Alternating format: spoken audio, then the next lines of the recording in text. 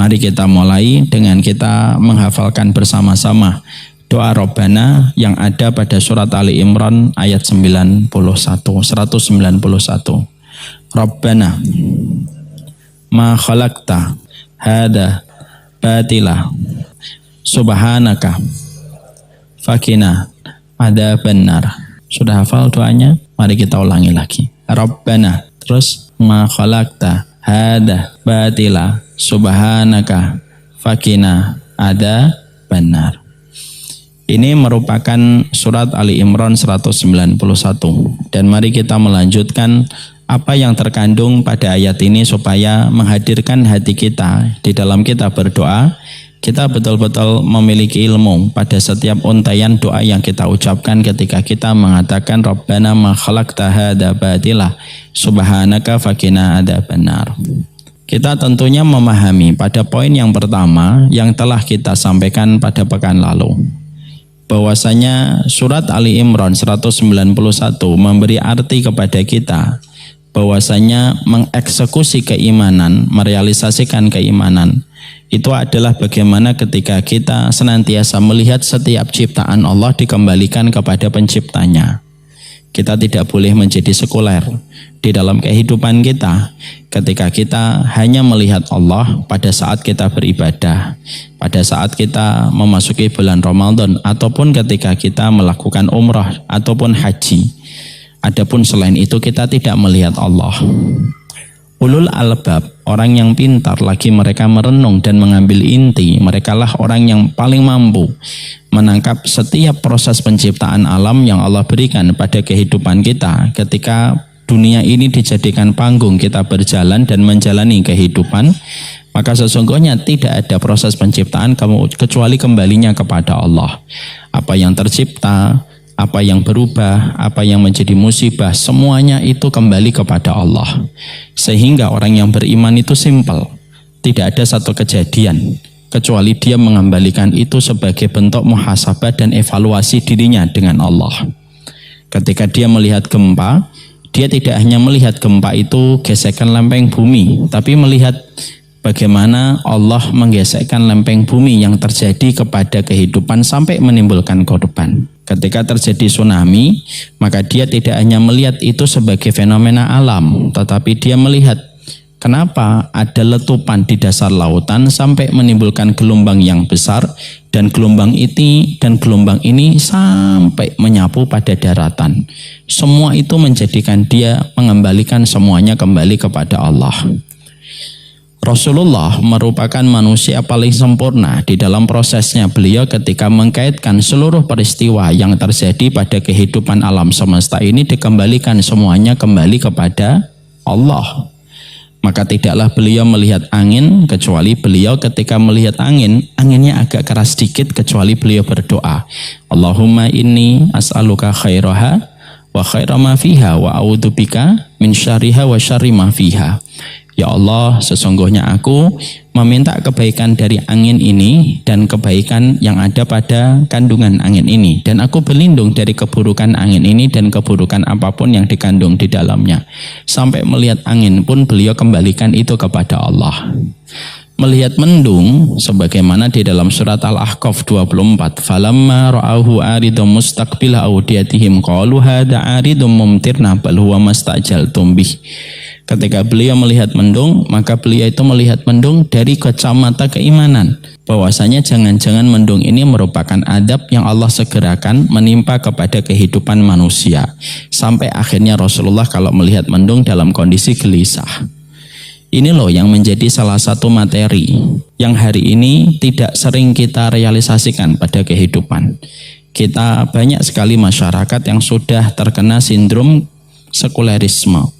Sehingga dia tidak melihat Allah dalam apa yang dia dapatkan dalam setiap peristiwa alam. Akhirnya kalau kita tidak mengembalikan apapun yang terjadi kembali kepada Allah, jangan salahkan Allah kalau tidak menolong kita ketika kita tidak mengingat Allah di waktu lapang kita. Ta'arraf ilallahi firrakhai ya'rifka fisyiddah. Kenali Allah di waktu lapangmu, pasti Allah akan mengenali kamu di waktu sempitmu. Dan bagaimana kita mengenali Allah? Mengembalikan setiap proses penciptaan saja tidak dikembalikan sama Allah. Makanya sampai kita nikah, melihat istri saja dikembalikan sama Allah. Makanya Bapak kalau kita habis nikah, kira-kira 40 tahun yang lalu lah Bapak-Bapak ini nikah. Pak Haiban berapa lama nikah? 31 tahun, Masya Allah. Pak Haiban ketika baru menikah, maka ketika kita menikah syariatnya apa? Datang ke istri kita setelah mengucapkan ijab qabul. Qabiltu nikahaha wa taswizaha bimahrin madkurin halan. Masya Allah saya masih hafal. Masih bisa juga. Maka ketika kita nggak bercanda. Sampai mana tadi? Makanya sampai kita ketika habis menikah, kan kita disuruh untuk mendatangi istri kita. Memang langsung Ustadz? Bukan. Tapi kita mengecup keningnya dan kita mengucapkan Allahumma inni as'aluka khairaha ma khaira ma jabaltaha alaiha wa a'udzubika min syarriha wa syarri ma jabaltaha alaiha. Ya Allah, aku minta kebaikan dan kebaikan apa yang ada di wanita ini, dan aku memohon perlindungan dari keburukan wanita ini dan keburukan yang ada di dalamnya. Loh, sampai melihat wanita pertama kali pun harus dikembalikan kepada Allah. Ini kelihatan dari pandangannya bapak-bapak. Dulu tidak mengucapkan doa ini. Semoga bapak-bapak diampuni dosanya oleh Allah. Itulah yang menjadikan kita paham syariat sunnah itu syariat sempurna, head to head dengan materialisme, Pak. Head to head dengan kalangan sekulerisme. Makanya kalau kita berhasil mengembalikan segala sesuatu dikembalikan kepada Allah, ketika kita mengikis virus materialisme, sekulerisme pada kehidupan kita, maka pasti Allah akan turun membersamai kita. Sebagaimana kita senantiasa mengembalikan apapun yang kita dengar, apapun yang kita lihat, kita kembalikan kepada Allah. Yang paling mengkhawatirkan hari ini, di tengah kehidupan keluarga kita, di tengah kehidupan bermasyarakat kita, itu apa? Memang paham sekulerisme ini sudah demikian parah, ibarat penyakit, maka penyakit ini sudah stadium 3 sampai stadium 4. Akhirnya banyak masalah tidak dikembalikan kepada Allah. Kalau masalah tidak dikembalikan kepada Allah, ketika melihat alam, ketika melihat keindahan tempat wisata, lalu melihat segala sesuatu tidak dikembalikan kepada Allah, hati yang tidak terbiasa mengembalikan sesuatu kepada Allah, hati itu tidak akan bisa menyelesaikan setiap masalah dan setiap ujian yang Allah kirimkan pada kehidupan. Gimana mau selesai? Wong kita terbiasa melihat segala sesuatu tidak ada hubungannya dan tidak ada korelasinya dengan Allah kok. Bapak bisa perhatikan, kenapa masyarakat Palestina hari ini menjadi guru besar pada kehidupan tauhid dan iman, Pak? Kalau kita jujur, mungkin rumah Quran kita jauh lebih banyak daripada rumah Quran yang ada di Gaza. Kalau kita mau jujur, mungkin jumlah masjid kita lebih banyak daripada jumlah masjid yang ada di Gaza. Tapi kenapa masyarakat Palestina diberikan oleh Allah sebuah contoh terbaik? Bagaimana mereka memiliki sebuah sandaran yang begitu kuat kepada Allah. Bahkan Pak, puncak keridhaan masyarakat Palestina, terutama yang tinggal di sekitar Gaza, mereka itu sudah tidak lagi menghujat Yahudi kalau mereka mendapatkan korban dari keluarganya. Tapi mereka selalu berdoa kalau mereka mendapatkan korban dari keluarga yang mereka cintai. Apa doanya mereka? Apa ucapan mereka? Hasbunallah wa ni'mal wakil. Sudah tidak melaknat Pak mereka, Pak. Walaupun mereka boleh melaknat atas perlakuan Yahudi laknatullah alaihim. Ini memberikan kepada kita tentang satu arti bahwasannya mereka melihat Allah, Pak, dalam segala perkara. Makanya Yahudi bisa merusak masjid tapi tidak bisa merusak korelasi hubungan manusia di Gaza dengan Robnya. Yahudi bisa menghancurkan rumah, bisa menghancurkan gedung, bisa menghancurkan bangunan, tapi dia tidak bisa mengambil ketenangan yang telah dirasakan masyarakat Gaza ketika mereka dibersamai oleh Allah. Makanya ketika satu persatu seluruh bangsa meninggalkan mereka, mereka tidak pernah merasa sendirian. Kenapa? Mereka dibersamai oleh Allah. Sehingga akhirnya betul-betul kita dapatkan guru terbaik hari ini secara kehidupan yang kita lihat langsung bagaimana mereka mengajarkan tentang tauhid, mengajarkan tentang iman, mengajarkan tentang tawakal, dan mengajarkan bagaimana kokohnya hati mereka bersandar kepada Allah. Itu yang kita dapatkan dari masyarakat Gaza. Tidak mungkin Allah itu mengirimkan setiap peristiwa demi peristiwa, ribuan kilometer dari tempat kita sekarang duduk, dikirimkan semua peristiwa itu ke handphone kita dalam waktu sekejap, Pak. Tidak sampai 1 hari, tidak sampai setengah hari, tidak sampai 1 jam. Kita sudah mendapatkan berita yang ada dari saudara kita di Palestina dan di Gaza. Itu pasti ada hikmah. Karena Allah sedang mengarahkan kita. Ini loh belajar. Orang-orang yang telah menyerahkan diri mereka kepada Allah dan mereka tidak ragu kepada setiap keputusan Allah, dan sesungguhnya mereka tidak pernah khawatir terhadap siapapun yang mencela mereka. Hamas itu kalaupun dicela, rakyat Palestina siapapun yang mencela, tidak ada yang bisa membuat mereka kecewa dan tidak ada yang bisa membuat mereka sedih. Kenapa? Karena yang dicela itu selalu lebih tinggi daripada mereka yang mencela. Inilah yang menjadikan kita faham. Poin yang pertama yang kita jumpai dari Rabbana ma khalaqta hadza batila subhanaka faqina adzabannar. Ayo, mari kita belajar melihat segala sesuatu dikembalikan dari perspektif apa kaitannya dengan Allah ketika Allah mempertemukan kita dengan itu. Kita melihat ini, kita kembalikan sama Allah. Kita melihat tikus di dalam rumah, kita kembalikan sama Allah. Kita melihat mungkin adanya fenomena pinjol yang hari ini sudah menggurita, sampai debt collector hari ini luar biasa, mereka semena-mena.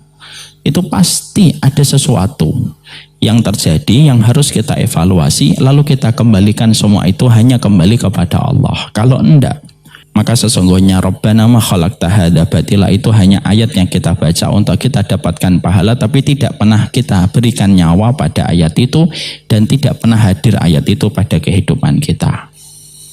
Nah, ini yang menjadikan kita paham nomor 1. Yang nomor 2, kita tentunya kemarin mempelajari apa kandungan yang ada pada surat Ali Imran ayat 191.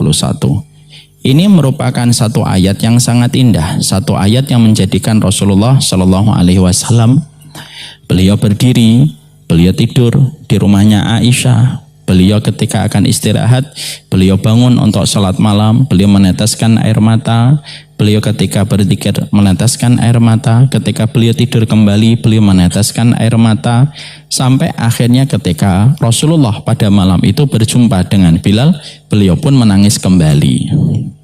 Sampai Bilal berkata, apa yang membuat engkau menangis ya Rasulullah? Gimana aku tidak menangis?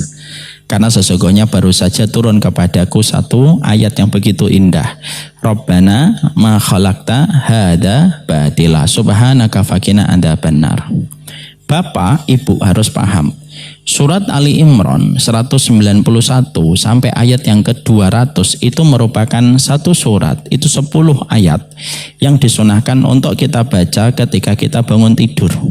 Karena Rasulullah semenjak turunnya surat Ali Imran 191 sampai ayat yang ke-200 tidaklah beliau bangun dari tidurnya kecuali membaca rangkaian 10 ayat yang terakhir pada surat Ali Imran. Jadi kalau saya potong sebentar ya hadis tadi. Jadi Nabi kalau beliau itu dalam kondisi bangun dari tidurnya, kalau kita ingin melihat figurnya Rasulullah ketika bangun dari tidurnya, Rasulullah itu bangun, Rasulullah duduk. Lalu Rasulullah mengusap wajahnya. Beliau tidak langsung berdiri. Kesaksian dari Maimunah, kesaksian dari Aisyah, itu tidak pernah menyaksikan Rasulullah kalau bangun tidur langsung berdiri. Ya kan? Makanya kita mendapatkan kebenaran dari medis. Tidur langsung bangun dan berdiri salah satu di antara pencetus penyakit vertigo. Rasulullah Sallallahu Alaihi Wasallam seluruh gestur tubuhnya beliau itu sesuai dan selaras dengan semua kesehatan. Beliau tidak bersandar ketika makan. Beliau tidak langsung minum ketika habis makan. Beliau memulai buah sebelum beliau makan daging semuanya. Semua perbuatan, gerak-gerik Nabi sampai gesturnya itu sesuai dengan kebenaran risalah, sesuai dengan kebenaran medis hari ini yang terungkap ribuan tahun setelah Rasulullah wafat. Kembali ke tadi. Rasulullah duduk, Rasulullah mengusap wajahnya. Setelah itu Rasulullah membaca 10 ayat pada surat Ali Imran, ya. Lalu setelah itu membaca 10 ayat yang terakhir pada surat Ali Imran. Setelah itu Rasulullah baru berdiri setelah membaca 10 ayat itu. Rasulullah berwudu, dan wudunya Rasulullah itu air yang dipersiapkan, yang digantung, dibuka, Rasulullah wudu. Lalu Rasulullah melaksanakan sholat malam, lalu tidur kembali. Maka itulah surat Ali Imran, 10 ayat yang terakhir sampai mendapatkan keistimewaan dibaca oleh Nabi setiap habis bangun tidur. Ustadz, saya belum hafal, tempel aja di kamar, kita baca, atau kita letakkan mushaf yang kita baca 10 ayat itu setelah bangun tidur. Mungkin kalau ada di antara kita yang bertanya, Ustadz, saya kok masih susah ya menghilangkan kebiasaan tidur habis subuh. Mungkin cara bangunnya yang dikoreksi dulu. Cara bangun kita dikoreksi dulu. Karena apa? Kalau cara bangunnya kita belum benar, saya khawatir untuk saya dan untuk kita. Kita khawatir bahwasanya setan itu masih menempel dengan ikatan 3 yang dia berikan kepada setiap manusia ketika menjelang tidur. Nah, 3 ikatan ini kita harus pastikan lepas. Kalau belum betul-betul lepas, ya, biasanya mungkin itu yang menjadi problem kita. Sampai akhirnya sering kita kalah dengan kondisi mata yang selalu ingin minta tidur kembali setelah habis sholat subuh. Ya, kecuali pas lelah, ya, tentunya itu maklum sesekali. Maka ini kembali kepada poin. Di dalam kandungan ayat yang 191 surat Ali Imran, maka yang kedua menjelaskan kepada kita keindahan di dalam ayat ini. Karena ayat ini betul-betul menjelaskan kepada kita tidak ada penciptaan Allah yang sia-sia. Ada nggak penciptaan Allah yang sia-sia pada kehidupan kita? Tidak ada penciptaan yang sia-sia. Karena salah satu konsekuensi kalau kita mengimani bahwasanya Allah itu maha alim, maha berilmu, berarti apapun yang Allah ciptakan, dari urusan lalat, dari urusan semut, dari urusan nyamuk, apapun, tidak ada yang tercipta dengan sia-sia. Tidak ada produk gagal sebagaimana tidak ada produk yang sia-sia. Sampai sekelas babi sekalipun itu pun tercipta untuk memberi kepada kita sebuah pelajaran. Kenapa sih ada babi? Nah, biasanya jawaban singkatnya adalah ya supaya kita bisa teruji keimanan kita untuk mampu meninggalkan sesuatu karena Allah ataukah tidak. Jadi akhirnya ayat yang kedua memberi arti kepada kita bahwasanya seluruh penciptaan alam semesta ini tidak ada yang sia-sia. Ada buah kelapa, bagaimana dahannya, bagaimana pakal pohonnya ramping tetapi buahnya besar. Ada pohon yang besar tetapi buahnya kecil. Semua tercipta tanpa ada sebuah proses kesia-siaan. Makanya menghancurkan salah satu di antara ciptaan Allah yang semuanya tidak ada yang sia-sia itu pasti menciptakan kerumitan yang akan dirasakan manusia. Bapak pernah dulu ada satu tempat, saya lupa di negara mana, mereka merusak Pak salah satu sistem, ekosistem, yaitu ketika mereka mendapati pembunuhan massal kepada ular. Jadi ular itu dibunuh secara massal Pak. Sampai akhirnya ketika mereka berhasil membunuh ular secara massal, apa yang terjadi? Mereka mendapatkan serangan besar-besaran tikus di mana-mana. Jadi ekosistem itu berjalan secara indah. Makanya maaf, kalaulah pada kehidupan alam semesta ini tidak ada yang tercipta kecuali sia-sia, orang yang merusak ekosistem itu, maka dia yang akan menghadapi masalah dan kerumitan.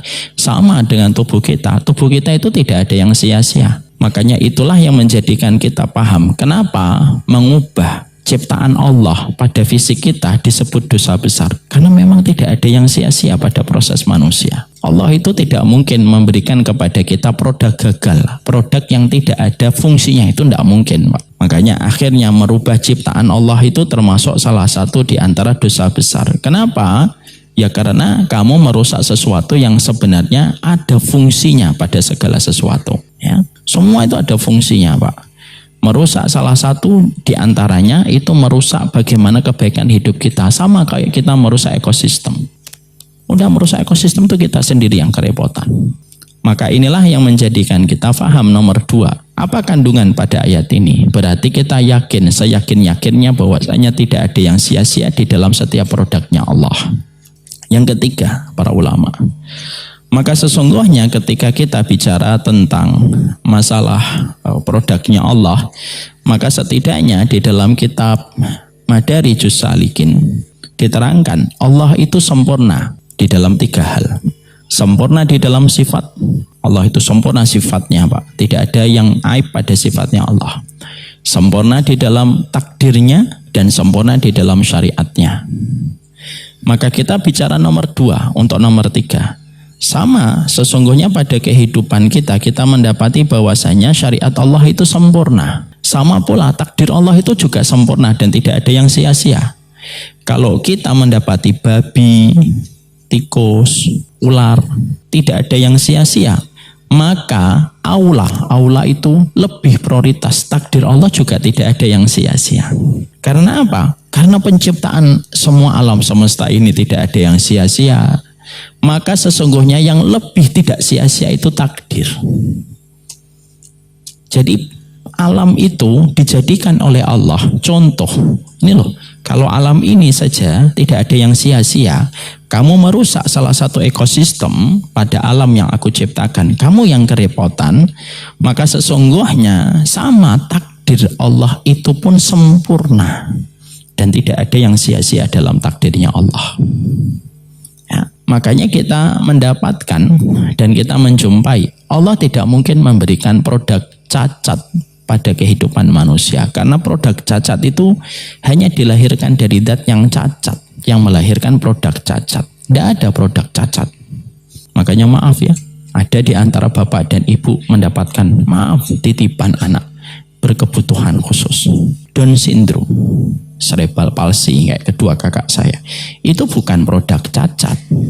Kita saja yang belum paham cara membaca keistimewaan pada setiap apapun yang Allah berikan kepada manusia. Makanya maaf ya, orang bisa mengatakan, oh ini cacat karena kamu tidak jadi orang tua. Coba jadi orang tuanya, kamu akan menganggap sempurna. Karena memang pada dasarnya tidak ada produk gagal. Dan ini salah satu di antara hal yang kita harus paham. Kita harus mengimani bahwasanya penciptaan Allah itu sempurna dan tidak ada yang sia-sia pada proses penciptaan Allah di alam semesta. Maka yang ketiga, kata para ulama, kamu pun diwajibkan untuk mengimani dan meyakini tidak ada takdir yang berjalan kecuali takdir itu sesuai dengan semua hajat kebaikan manusia. Kalaupun ada takdir yang pahit, kalaupun ada takdir pahit menimpa pada kehidupan kita melalui sepucuk ujian, Pak, yang Bapak tidak suka, saya tidak suka, itu bukan berarti takdir itu salah. Tidak, kita yang belum bisa untuk membaca takdir itu dengan ilmu, sehingga akhirnya kita membaca takdir itu seakan-akan takdir yang salah orang, padahal takdir tidak pernah salah orang. Allah itu tidak pernah salah memberikan takdir. Kenapa kok saya diuji, Ustadz? Loh, kalau kamu bertanya lalu kamu menerjemahkan ujian itu takdir buruk. Oke, mari kita jawab. Kenapa orang beriman itu diuji oleh Allah, Pak? Supaya kita tidak kolokan dan tidak manja ketika kita banyak diberikan fasilitas dan diberikan gula-gula pada kehidupan. Mari kita ambil contoh.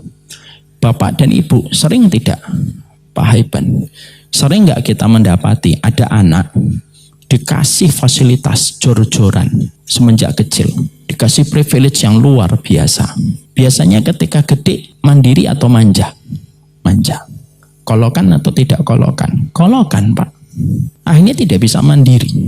Sampai tua, akhirnya dia selalu bergantung kepada mamanya dan bergantung sama papanya. Kenapa? Terlalu dimanja. Ingat kejadian yang viral beberapa bulan lalu ketika ada anak pejabat yang terkenal kasusnya, anak pejabat pajak gitu, sampai nginjek-injek orang, lalu ketika kondisi korbannya sudah dalam kondisi mengenaskan, dia masih bisa sesumbar. Saya tidak takut kalau dilaporkan, karena dia yakin bapaknya nanti datang untuk membelanya. Apa yang kita ambil pelajaran? Kita mendoakan semuanya baik. Kita ini orang mukmin, tidak boleh merasa lebih baik. Tapi dari kejadian itu kita ngambil sebuah perkara penting. Anak itu kalau terlalu dimanja, itu yang terjadi malah justru tidak mandiri. Dia kolokan, tidak struggling, tidak berjuang. Kenapa? Terbiasa mendapatkan kemudahan dari semenjak kecil. Ya atau tidak? Apa kata psikolog Pak hari ini dalam pendidikan Pak? Jangan dimanja Pak. Anak itu jangan dimanja. Kalau dia jalan jatuh biarin. Kalau anak sakit kata dokter. Udah nggak usah dikasih langsung antibiotik, biarkan tubuhnya itu bertransisi dengan virus dan tahu cara bagaimana mereka itu menghadapi virus. Kan banyak dokter yang masih lurus Pak, yang tidak langsung memberikan antibiotik kalau anak itu sakit. Kenapa? Karena anak itu harus dilatih kekebalannya. Kenapa ada dokter anak sekarang ngomong kayak gitu? Parentingnya juga begitu, psikolog juga ngomong gitu Pak. Supaya anak itu mandiri Pak, hidupnya berat. Bisa jadi lebih berat daripada hidup yang kita jalani, Pak. Bapak bisa mengambil analogi ini? Kenapa Allah menguji orang beriman? Supaya tidak kolokan. Supaya kita tidak manja. Supaya kita ini mandiri, kokoh, bisa mengalahkan gelombang ujian pada kehidupan. Kalau kita itu betul-betul tidak diberikan oleh Allah, manisnya gula terus-menerus. Kalau kita Pak jarang diuji, itu ibarat glukosa Pak. Masuk ke dalam tubuh, gerogoti tubuh kita. Gigi aja bisa ompong gara-gara berhadapan dengan gula terlalu banyak. Makanya akhirnya kenapa orang beriman? Mereka diuji Ustadz. Karena kan banyak di antara kita menyangka ujian itu takdir pahit. Seakan-akan tidak tepat untuk saya. Enggak Pak, nggak ada takdir salah. Kalau kita mengatakan takdir itu salah, pertanyaan simpel kita balik. Terus siapa yang benar kalau Allah itu menakdirkan kita untuk didolimi? Yang kedua, apa untungnya bagi Allah untuk mendolimi kita? Nggak ada untungnya Pak. Saya mendapatkan takdir buruk. Lalu saya berkata, Allah dolimin saya. Pertanyaan orang beriman akan mengatakan, untungnya Allah mendolimi Umar Mita itu apa? Apa coba untungnya? Kalau manusia mendolimi sama manusia, mungkin ada sebuah keinginan tersembunyi mendapatkan sesuatu keuntungan. Tapi kalau Allah pengen mendolimi Haiban, pengen mendolimi Umar Mita, gampang. Tidak usah digoreskan hidupnya 50.000 tahun sebelum Allah menciptakan langit dan bumi, selesai Pak. Ngapain menciptakan? Lalu akhirnya mendolimi, tidak masuk akal. Makanya ketika Allah itu menguji kita, itu bukan takdir salah tempat, bukan takdir pula salah alamat. Gak ada salah alamat takdir itu. Wah ini kelihatannya takdir saya itu bukan ke saya ini, ke tetangga ini. Ini pasti malaikat yang ngirim ini salah baca alamat ini. Gak ada salah itu alamat takdir itu. Takdir itu tepat, presisinya tepat, akurasinya tepat karena datang dari zat yang maha tepat, yaitu Allah Pak. Makanya kenapa kita orang beriman diuji supaya tidak cengeng, supaya tidak kolokan, supaya tidak manja, supaya kita tahu bagaimana memberi makna pada kehidupan. Lihat Pak, masyarakat Palestina, kita ngambil contoh lagi Palestina. Kolokan mereka? Enggak Pak. Manja mereka? Enggak itu. Lihat, bapak-bapak mendapati anaknya meninggal dunia, diciumin Pak, dibuka matanya, dicium matanya. Tersenyum Pak. Itulah kedewasaan manusia. Kalau mereka itu dididik dengan ujian, mereka menjadi dewasa. Kapan manusia itu dewasa Pak? Kalau sudah keluar dari dunia yang sifatnya permainan. Makanya kalau ada manusia masih main-main dengan dunia, profit terus menjadi tujuan dan obsesi terbesarnya, ya belum dewasa Pak. Tapi kalau manusia sudah tahu tentang itu dan keluar dari lingkaran itu, berarti dia sudah dewasa. Itu yang kita dapatkan. Kenapa? Orang beriman itu mendapatkan takdir dengan ujian. Karena banyak di antara kita menerjemahkan, waduh ujian takdirnya buruk dan salah.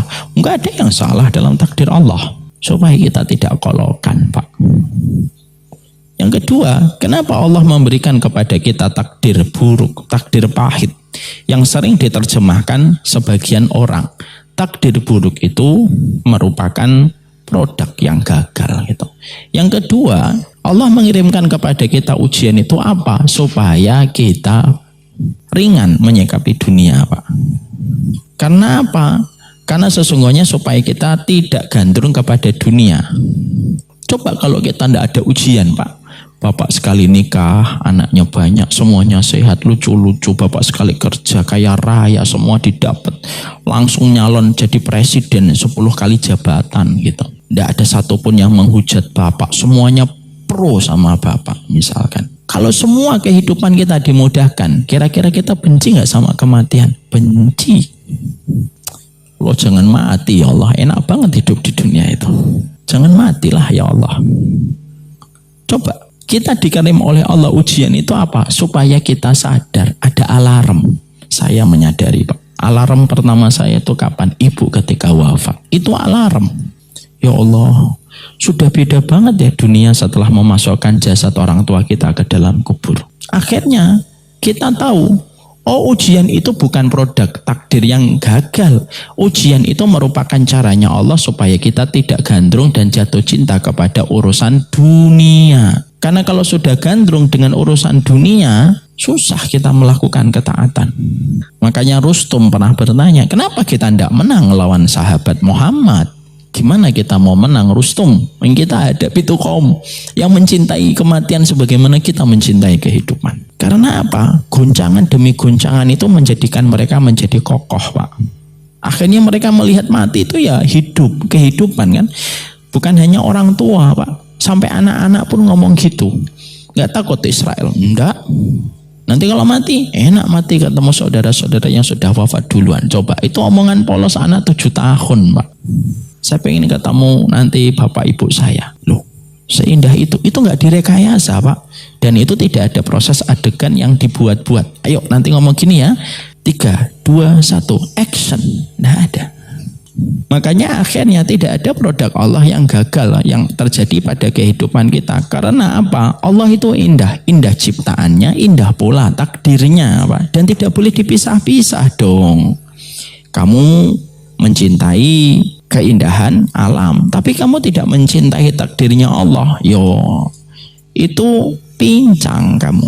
Takdir Allah itu sempurna dan pasti memberikan kepada kita berbagai macam perkara yang tidak akan kita duga ketika Allah mempersiapkan sesuatu. Pasti ada hikmahnya Ustadz, pasti. Kenapa? Coba kita cari Pak. Ketika Rasulullah diusir dari kota Mekah, Rasulullah tahu bahwasanya turun perintah kepadanya pergi ke kota Yasrib. Nabi belum tahu. Sampai last minute beliau itu tidak tahu kalau beliau akan hijrah ke Yasrib. Tapi akhirnya Rasulullah tahu. Akhirnya beliau pergi ke Yasrib dan menjadi kota Madinah. Akhirnya hikmahnya apa? Rasulullah ketika diusir dari kota Mekah, lahirlah kota Madinah, hadiah untuk Rasulullah. Coba kalau Rasulullah tidak didolimi Pak di kota Mekah, mungkin kita tidak akan pernah mengenal kota Madinah. Kota yang tenang Pak, adem. Dan kita mungkin yang pernah umroh mungkin sepakat dengan saya atau mungkin tidak, nggak apa-apa. Saya tuh menganggap kota Madinah itu paling adem dan paling tenang. Kota Mekah memang menang secara pahala. 1 kali sholatnya berapa? 100.000 kali lipat. Tapi kalau bicara tentang ketenangan tinggal, lebih tenang tinggal di kota Madinah. Saya itu kalau punya waktu extend gitu umroh, saya selalu memilih kota Madinah. Karena apa? Keberkahan Rasulullah menginjak kota itu dan wafat di atas kota itu. Rasulullah wafat di atas kota Madinah. Dan itu terasa. Kapan akhirnya kita menikmati teduhnya, ademnya kota Madinah? Ya setelah Rasulullah didolimi di kota Mekah. Jadi akhirnya disitulah kita memahami poin yang ketiga. Takdir itu tidak ada yang salah. Kita boleh memohon supaya kita tidak mendapatkan takdir yang buruk yang bisa menyebabkan kerusakan agama kita. Boleh Pak, tapi takdir itu sejatinya tidak ada yang buruk. Sejatinya takdir itu tidak ada yang pahit kecuali karena kita yang salah di dalam membaca takdir yang terjadi pada kehidupan manusia. Ya, inilah yang menjadikan kita memahami poin yang ketiga. Takdir itu sempurna, takdir itu tidak membawa kezaliman, takdir itu tidak menyakiti pada kehidupan manusia, dan takdir itu pasti sesuai dengan sifat rahmat dan rahimnya Allah pada kehidupan manusia. Itu pasti. Ya. Dan itu tidak perlu kita ragukan dalam proses kita mengimani takdir. Jadi saya sampaikan kepada Bapak dan Ibu, kalau ada di antara Bapak dan Ibu menghadapi contoh, saya anaknya Down syndrome Ustaz, tidak apa-apa, tidak usah malu. Anak Down syndrome itu hari ini menjadikan kita kayak tongkat bagi mereka, tapi kelak di akhirat mereka lah tongkat kita menuju kepada keselamatan rahmatnya Allah. Tidak usah malu. Dan ingat, kalau ibu dan bapak malu, ini saya ingatkan yang di media, Kalau ada di antara bapak ibu malu mendapatkan anak Down syndrome, lalu menyalahkan anak Down syndrome, pertanyaan saya sederhana. Kalau anak itu bisa bicara, dia pun akan mengatakan sama bapak dan ibunya yang malu. Kalau saya bisa milih hidup itu kayak saya milih menu di warung, saya juga tidak mau milih menu ini. Saya juga pengen hidup normal. Tapi kita diajari oleh mereka, anak-anak Down syndrome, hidup itu terkadang tidak menyisakan pilihan kecuali harus mengimani dalam takdir. Maaf ya Pak, saya itu punya orang tua yang tidak malu untuk mengajak kakak-kakak saya pergi kemana-mana. Saya dulu pas SMP masih suka malu. Kalau makan itu saya bilang sama ibu, Bu, nggak usah diajak turun dari mobil, biar aja di mobil. Nanti saya mengantarkan makanannya ke mobil. Ibu saya tanya, kenapa nak malu? Enggak, daripada dilihatin orang. Udah, nanti kalau kamu malu, kamu nanti ngambil tempat duduknya di sono, biar ibu sama kakak-kakakmu di sini. Kita harus yakin takdir itu nggak ada yang salah. Jadi kalau kita merasa sesak, ada sebuah takdir pahit, ucapkanlah dzikir sebagaimana dzikirnya orang-orang solih terdahulu dari kalangan salaf. Raditu billahi robba wa bil islami dina wa bi Muhammadin nabiyya wa rasulah. Kalau tiba-tiba bergemetar badan kita memikirkan satu takdir yang tidak pernah kita duga, duduk. Raditu billahi robba wa bil islami dina wa bi Muhammadin nabiyya wa rasulah. Ridho saya ya Allah, udah ridho saya. Kalau engkau sadar Robku, udah, ya semua itu hakmu untuk ngapain aja. Makhluk kok ngatur sama pemilik kehidupan, ya enggak mungkin. Coba kita lafadzkan bareng-bareng sembari kita nikmati artinya dan maknanya. Raditu billahi rabba wa bil islami dina wa bi Muhammadin nabiyya wa rasulah. Ucapkan itu. Rabbana ma khalaqta hadza batilah. Tidak ada yang batal, nggak ada yang sia-sia. Sampai takdir pun tidak ada yang sia-sia. Sudah ada Isya? Mari kita lanjutkan nanti habis sholat Isya. Kita lanjutkan sebentar. Qadarullah, saya hari ini agak pening sekali dan agak mual. Tapi tidak ada takdir yang sia-sia. Sebentar, nanti saya mohon maaf mungkin tidak sepanjang biasanya supaya bisa istirahat agak lebih cepat. Ridho atau tidak ridho? Ridho atau tidak ridho saya tetap minta izin. Assalamualaikum warahmatullahi wabarakatuh. Bismillah. Assalamualaikum warahmatullahi wabarakatuh. Kita lanjutkan sebentar. Disinilah kita tentunya sangat memahami Bapak dan Ibu yang semoga Allah rahmati, yang saya cintai karena Allah. Ketika Allah menciptakan kehidupan alam semesta ini, tidak ada satupun yang berbenturan, tidak ada satupun yang bertabrakan dalam setiap penciptaan Allah. Tidak ada setiap proses penciptaan Allah yang terjadi dan timbul dengan kesia-siaan. Maka inilah pula yang menjadikan kita harus memahami pada poin yang ketiga, semua takdir yang berjalan pada kehidupan manusia merupakan sebuah takdir yang terbaik. Kita tentunya harus selalu melatih hati kita, melapangkan jiwa kita untuk memahami betul bahwasanya takdir terbaik itu mengiringi pada setiap perjalanan kehidupan kita. Tidak ada satu makhluk yang paling beruntung kecuali manusia yang beriman kepada Allah. Iman dia kepada Allah itu melegakan, iman kepada Allah itu melapangkan. Sehingga setiap ujian bagi mereka yang senantiasa tahu bahwasanya setiap kejadian itu datang dari Zat yang maha sempurna, maka sesungguhnya tidak ada yang membuat kita khawatir. Kita tentunya paham, Pak. Pernah nggak kita menjumpai kehidupan alam semesta ini berantakan? Tidak pernah kita jumpai. Bumi tidak pernah bertabrakan dengan matahari, matahari tidak bertabrakan dengan bulan, bulan tidak tersedot oleh lubang hitam. Semuanya terjadi dan berjalan dengan begitu indah, rapi dan harmonis setiap waktunya. Dan itu merupakan makhluk-makhluk besar dari setiap planet. Kalau Allah saja ketika menciptakan alam semesta, seluruh planet tata surya, tidak ada yang bertabrakan, tidak ada yang berbenturan, semuanya terjadi setiap waktu mengikuti garis edar yang Allah berikan pada proses penciptaan setiap planet itu. Simple. Terus yang membuat kita khawatir itu apa dalam hidup takdir yang kita dapatkan ketika planet yang jauh lebih besar daripada kita pun berjalan dengan begitu indah dan harmonis. Makanya ada ulama salaf yang berkata, kalau ada di antara manusia masih suka gelisah terhadap setiap ketentuan takdir yang Allah berikan kepadanya, maka sesungguhnya dia harus berpikir matahari tidak pernah bertabrakan. Semua terjadi dengan begitu indah, maka begitu indah pula dalam setiap apapun yang berjalan pada kehidupan kita.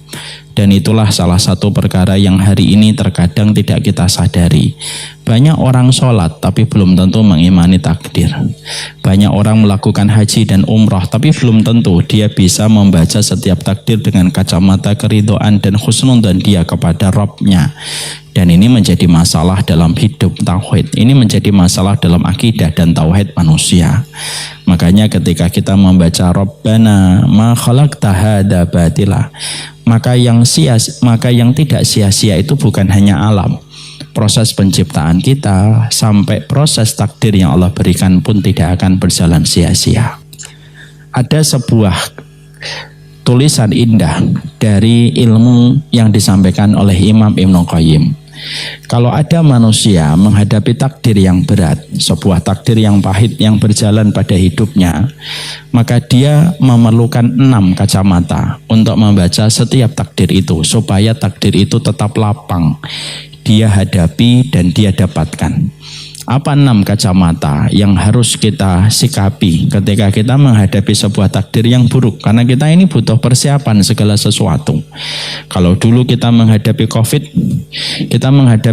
itu kita tidak banyak berinteraksi, ada social distancing, lalu kita harus meningkatkan imun tubuh kita dan lain sebagainya ketika kita merespon adanya COVID yang menyebar pada kehidupan manusia. Sama pula kita itu tidak bisa mengelak dari takdir, Pak. Kalau kita tidak bisa mengelak dari takdir pahit yang pasti kita temukan, maka setidaknya bapak dan ibu harus temukan 6 kacamata yang kita harus punya untuk membaca setiap takdir pahit yang datang secara tiba-tiba. Karena takdir itu terkadang tiba-tiba, Pak, datangnya. Contoh, saya ambilkan contoh. Saya pernah, Pak, ketika sedang menjaga bapak di ruangan ICU. Tiba-tiba ruangan yang tenang ketika kami sedang banyak berzikir. Semua keluarga di depan ICU itu merasakan betul dekatnya doa, Pak. Maaf ya, kadang-kadang di rumah sakit itu doa lebih khusyuk daripada di masjid. Kadang-kadang. Karena pada saat itu harapan kita cuma sama Allah semata. Saya tuh mendapati pengalaman hampir 2 minggu saya menjaga bapak. Saya dapati itu setiap orang itu khusyuk gitu kalau berdoa di ruang tunggu di depan ICU. Kadang-kadang doa di rumah sakit lebih khusyuk daripada doa di masjid. Maka ketika kami sedang duduk satu keluarga dengan keluarga yang lain sedang betul-betul menitipkan harapan kepada Allah tentang keluarga di ICU yang tidak bisa ditunggu. Tiba-tiba suara ICU itu rame, Pak. Kedatangan orang dengan rombongan para pasien yang begitu gugup ketika harus menangani cepat. Ternyata ada korban kecelakaan. Kondisinya sudah kritis sekali. Ya, dari sempat suara nada oksigennya itu sudah tit gitu. Saya dengar karena sebelum dimasukkan ke ruang ICU. Masuk ke ruangan ICU setengah jam, keluarga yang di depan ketika baru mendengar kabar keluarganya baru tabrakan itu berdatangan satu persatu. Tidak lama setelah itu pecah semua tangis mereka ketika akhirnya korban tidak bisa diselamatkan. Nangis, Pak. Maka ketika mereka semuanya bersedih, salah satu keluarga duduk di sebelah saya cerita sama saya, ya Allah Mas gitu, tadi berangkat sehat. Sekarang saya harus membawa pulang dalam kondisi dia telah wafat. Peristiwa itu sudah hampir 3 tahun. Tapi apa hikmahnya, Pak? Hikmahnya itu indah kepada kita, sebuah pelajaran. Takdir pahit itu batasannya tipis dengan takdir baik yang sedang berjalan pada kehidupan kita. Ya atau tidak, Pak? Kayak cinta dan benci itu kan batasannya tipis. Berapa banyak orang benci, ujung-ujungnya malah jatuh cinta dan nikah. Takdir baik dan takdir pahit itu pun tipis batasannya. Kadang pagi kita masih tersenyum, siang kita menghadapi sebuah takdir berat yang konsekuensinya harus kita pikul sepanjang hidup. Karena memang takdir pahit itu tipis batasannya dengan takdir manis. Makanya inilah pola yang menjadikan kita harus mengilmui, Pak. Takdir buruk itu harus kita ilmui. Supaya kita lapang, Pak. Supaya kita mampu merilis beban yang ada pada hati kita. Karena apa, Pak? Karena kalau kita tidak mengilmui ujian pahit, maka itu akan meracuni kehidupan kita. Kayak bapak tidak bisa kencing. Coba kalau bapak tidak bisa merilis air seni, Pak. Bapak dioperasi, Pak. Dan bapak pasti kesakitan. Manusia diciptakan oleh Allah. Itu di-default oleh Allah. Settingannya itu gimana? Settingannya hanya menanggung beban sebentar. Tidak menanggung beban lama. Itu settingan dari Allah. Saya kalau megang gelas ini, 5 menit kira-kira kuat atau tidak kuat, Pak? Kalau saya mau megang gelas ini 5 menit kira-kira kuat atau tidak kuat? Kok Bapak meragukan saya sih? Kuat atau tidak kuat? Kuat lah, 5 menit kuat. Kalau saya mau megang 5 jam kira-kira kuat atau tidak kuat? Tidak kuat, Pak. Pasti gemetar, Pak. Apa sih yang kita dapatkan pelajaran? Allah men-setting manusia hanya menanggung beban sebentar. Lalu manusia itu harus berilmu untuk merilis setiap beban supaya beban itu tidak merusak dirinya. Paham maksud saya, Pak? Allah menciptakan air seni kepada tubuh kita harus dikeluarin, Pak. Kalau nggak dikeluarin jadi racun buat lambung, jadi racun buat pankreas, jadi racun buat liver. Makanya kenapa di situ kita paham, Pak? Kenapa iman sama takdir itu penting, Ustaz? Iman sama takdir itu merilis beban pada kehidupan. Makanya akhirnya ayat ini tuh indah betul. Rabbana ma khalaqta hadza batila. Kita sedang bicara dengan Rabb penguasa alam semesta yang sangat maha baik. Ya Allah, tidak ada yang sia-sia takdirmu itu. Ciptaanmu tidak sia-sia, alam semesta tidak sia-sia, sama takdirmu itu tidak sia-sia. Makanya kita harus mengilmui gimana cara kita membaca takdir, Ustaz. Ada 6 kacamata yang harus kita pakai kalau kita membaca takdir. Ketika takdir itu pahit, karena batasan takdir pahit dan takdir buruk itu tipis. Yang pertama, cara kita membaca takdir itu, yang pertama kita harus punya kacamata tauhid, Pak. Apa itu kacamata tauhid? Kata Imam Ibnu Qayyim, artinya bahwasanya hidup itu memang miliknya Allah. Namanya miliknya Allah kok kita protes? Bukan hidup milik kita. Kalau dalam bahasa percakapan orang Jakarta, suka-sukanya Allah lah. Allah yang punya kehidupan kita kok. Makanya kita tidak bisa bertanya, kenapa ya Allah? Lu kok kenapa? Kamu itu makhluk kok. Dan Allah itu Khalik. Tidak ada namanya bawahan itu tanya macam-macam sama atasan. Tidak ada, Pak. Pernah nggak Bapak menemukan office boy nanya sama direksi, Pak, kenapa kantor kita ada di Halim? Ownernya akan ngomong apa? Ya terserah saya mau di Halim atau di mana.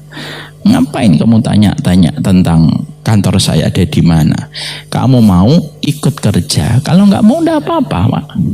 Kita, Pak, nggak usah owner dengan bawahan. Maaf ya. Pernah buat email, Bapak-bapak? Pernah buat email? Pernah buat email, Pak? Ketika prosedur kita membuat email, biasanya contoh Gmail, biasanya kita ngisi first name, last name. Setelah itu kita membaca aturan yang diajukan oleh Gmail, ya atau tidak? Aturannya yang panjang itu loh, Pak, yang tidak pernah kita baca. 1, bahasa Inggris. Yang kedua nggak paham, Pak. Yang ketiga pengennya cepet, Pak. Lalu tombol di bawahnya apa? Accept sama apa?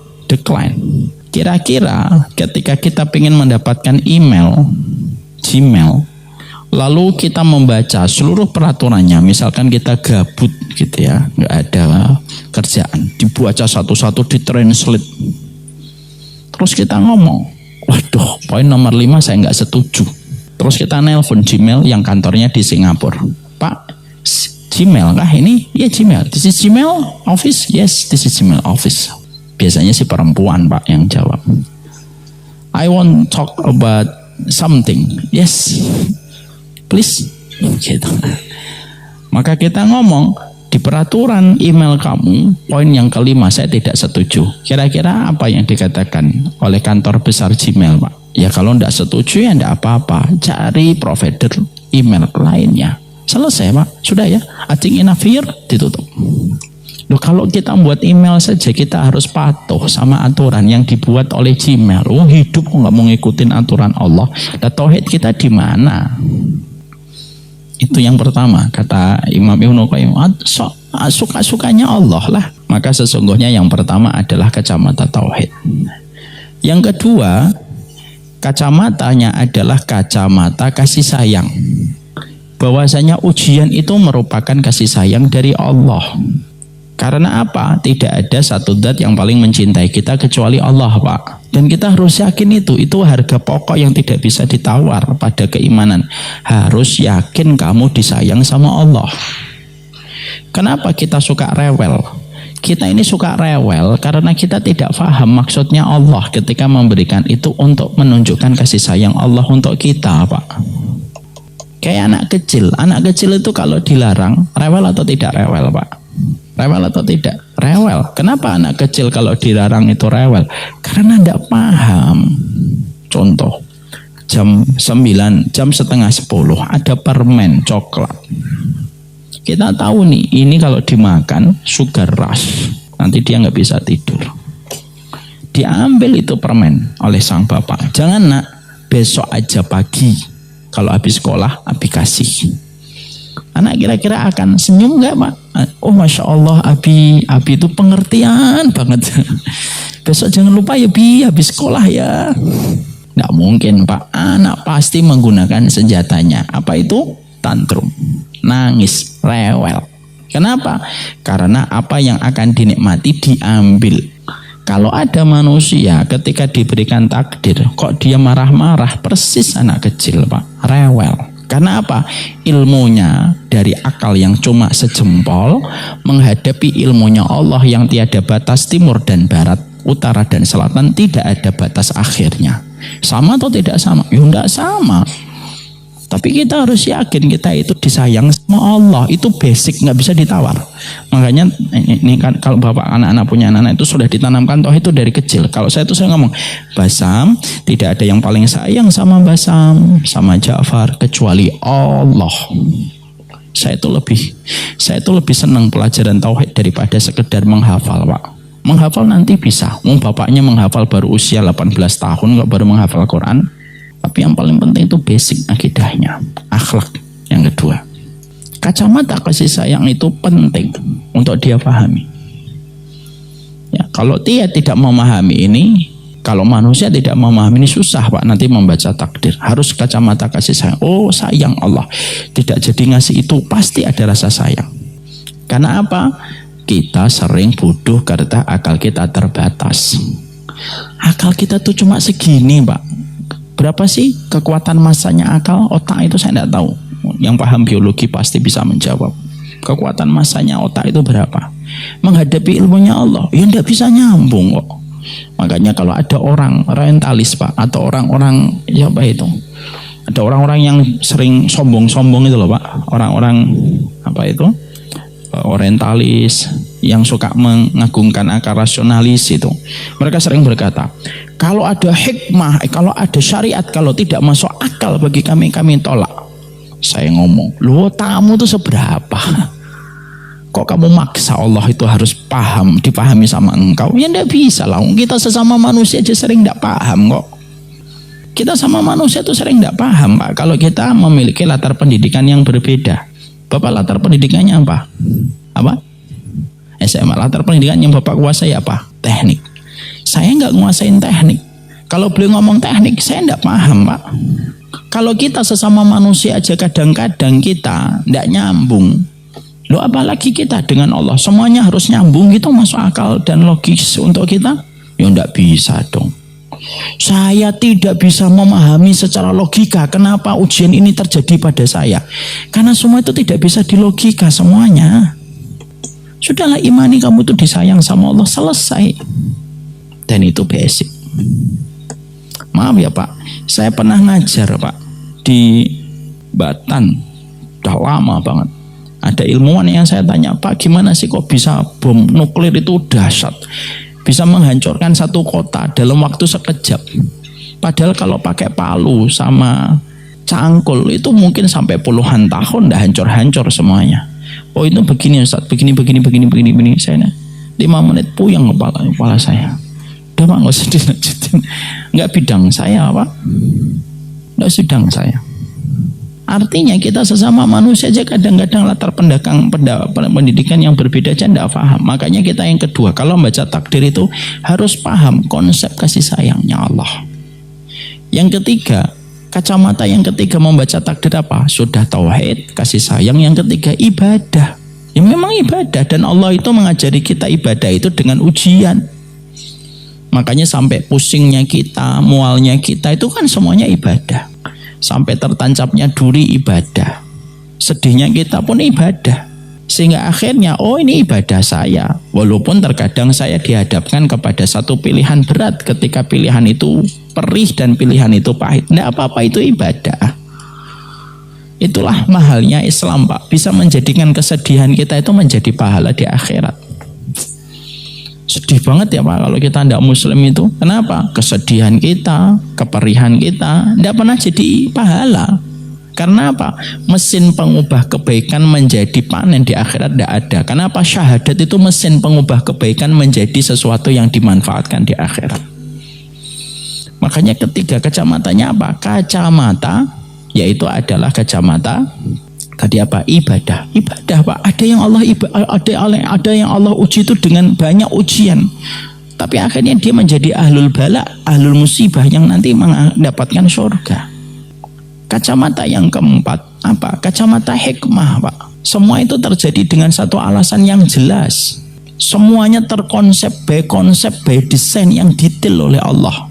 Dan tidak ada satupun yang berjalan tanpa konsep dan desain yang diciptakan oleh Allah pada kehidupan kita. Kalau kamu belum menangkap hikmah, besok.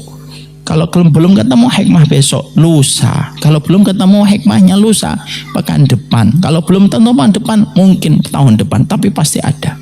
Karena apa? Tidak mungkin berjalan tanpa hikmah.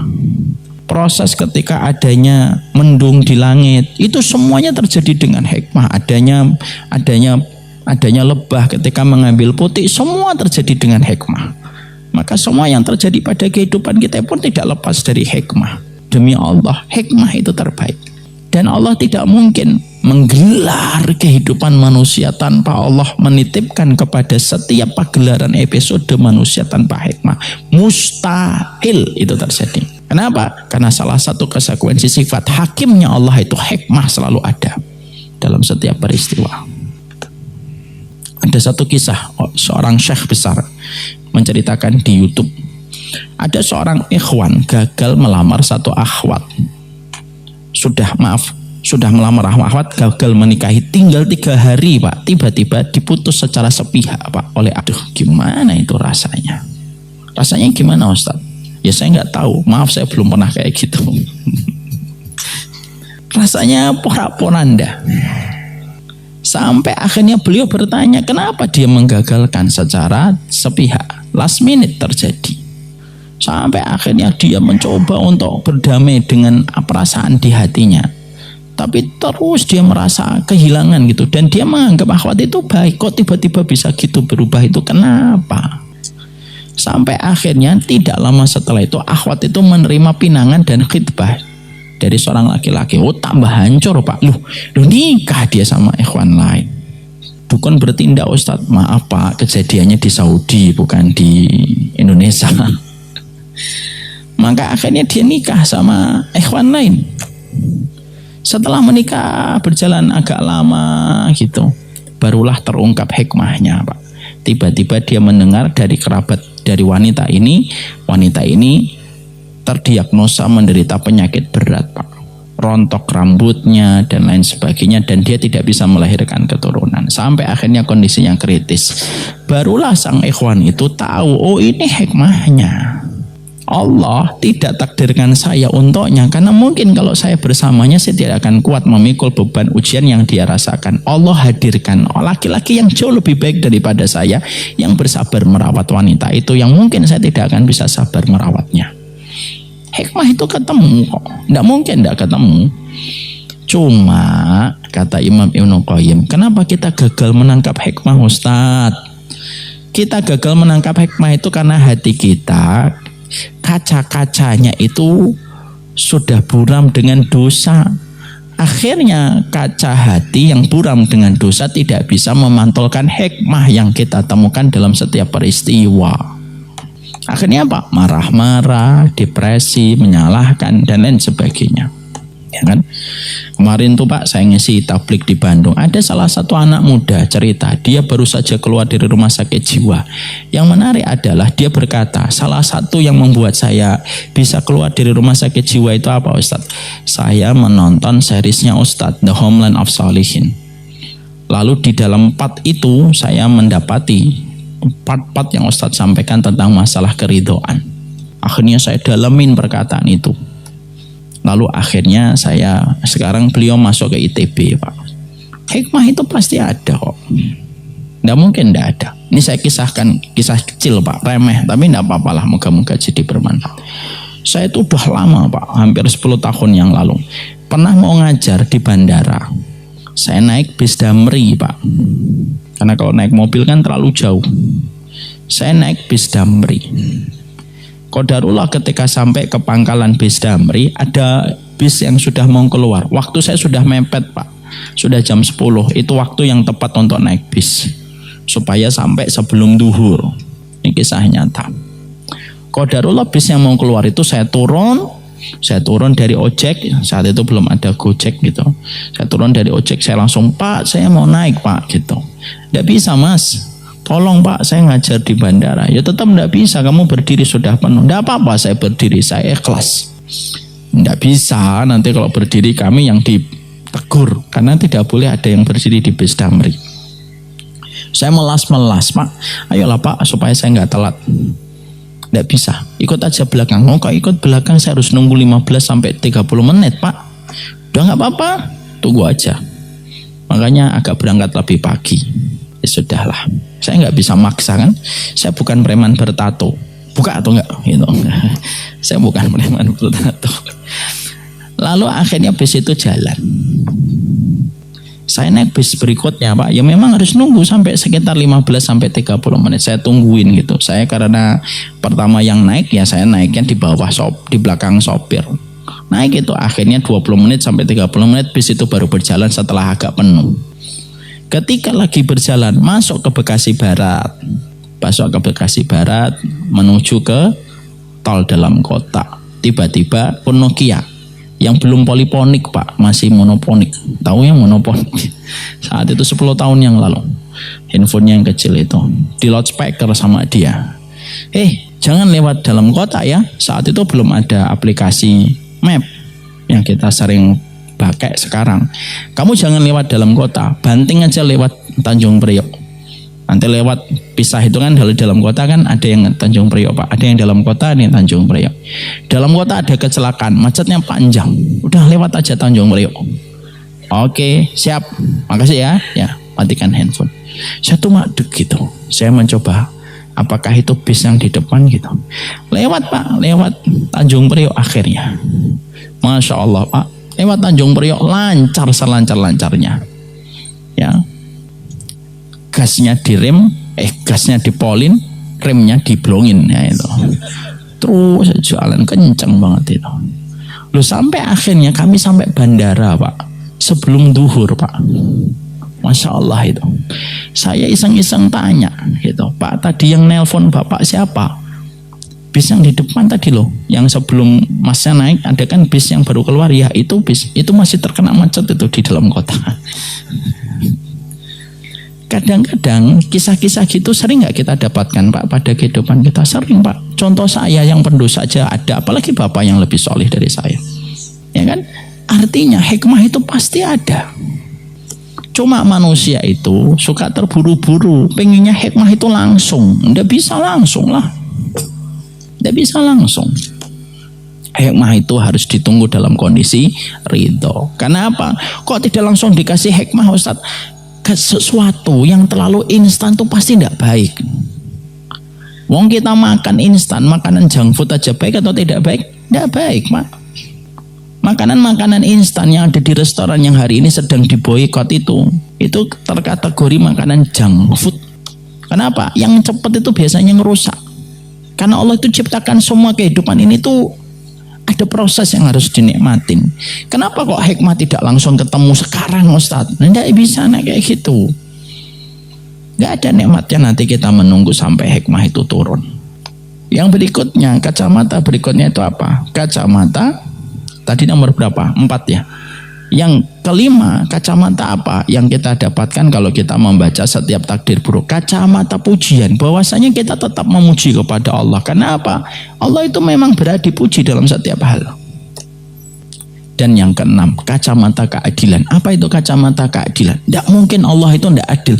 Kalau kamu diuji, orang lain mau diuji. Jangan kamu ngerasa aku adalah laki-laki paling tragis dalam hidup. Alah, ada yang lebih tragis dari dirimu. Makanya kata Imam Ibnu Qayyim, dipakai dong kacamata keadilan itu, dipakai. Karena apa? Tidak mungkin Allah itu tidak adil. Maaf ya, orang yang kafir aja diuji sama Allah kok. Sebagai konsekuensi peserta panggung dunia. Karena panggungnya dunia, kamu pesertanya, ya kamu harus menghadapi setiap ujiannya, walaupun kamu kufur sekalipun. Makanya Allah meletakkan keadilan. Ada yang diuji istri, ada yang diuji anak, kan beda-beda. Pasti akan diuji oleh Allah. Tidak ada yang nggak diuji oleh Allah. Dan itu yang menjadikan kita paham poin yang ketiga. Allah itu hikmahnya luar biasa. Allah itu tidak ada yang sia-sia. Sampai dalam masalah takdir pun tidak ada yang batilah. Jadi nanti kalau Bapak membaca Rabbana ma khalaqta hadza batila, sifatnya Allah sempurna, takdirnya Allah sempurna, syariatnya Allah pun Allah sempurna. 3 perkara itu yang disebutkan Imam Ibnu Qayyim. Semoga kita faham, semoga kita mengerti. Ustadz, gimana ya tentang suami saya? Itulah takdir terbaik. Dia adalah laki-laki yang Allah takdirkan kepadamu dan telah dituliskan 50.000 tahun sebelum Allah menciptakan langit dan bumi. Berarti tidak main-main. Gimana dengan istri saya, Ustadz? Itulah wanita yang Allah telah tuliskan namanya 50.000 tahun sebelum Allah menciptakan langit dan bumi. Berarti tidak main-main jodoh kita. Mari kita membaca takdir dengan kacamata 6 tadi. Supaya lapang hati kita dan kita tahu tidak ada produk takdir yang gagal dan tidak ada produk takdir yang cacat. Semoga Allah berkahi kita, Masya Allah. Semoga Allah memberikan kebaikan dalam setiap urusan kita. Kelihatannya bapak-bapak sedang merenung gitu ya. Jadi karena sedang merenung, maka jangan kita buyarkan perenungan ini dengan bertanya. Biarkan kita tetap merenung. Semoga Allah memberikan keberkahan dan kebaikan untuk kita.